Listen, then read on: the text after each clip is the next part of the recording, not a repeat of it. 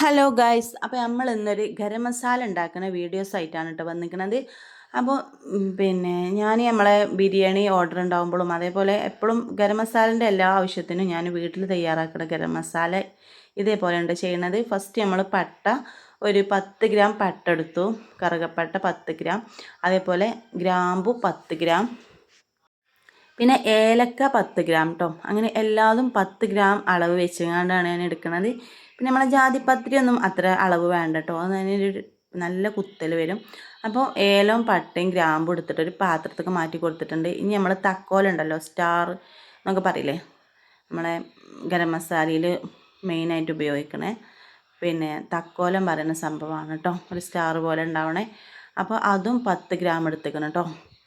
പിന്നെ സഹജീരകം ഉണ്ടല്ലോ, സഹജീരകമാണ് കേട്ടോ പിന്നെ ഞാൻ എടുക്കുന്നത്. അതും 10 ഗ്രാം ഞാൻ അളന്നെടുത്തിക്കണം കേട്ടോ. അത് കവറിൽ തന്നെയാണ്, 10 ഗ്രാം തന്നെയാണ് കേട്ടോ. പിന്നെ ഇതിൽ വെച്ചിട്ടില്ല.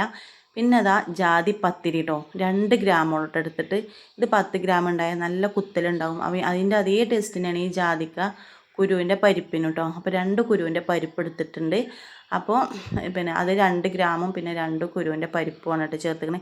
എന്നിട്ട് ഇത് മിക്സിയിലിട്ടിട്ട് നന്നായിട്ടാണ് പൊടിച്ചെടുത്തിട്ടോ. ഇത് തന്നെയാണ് നമ്മളെ ഗരം മസാല. Thank you.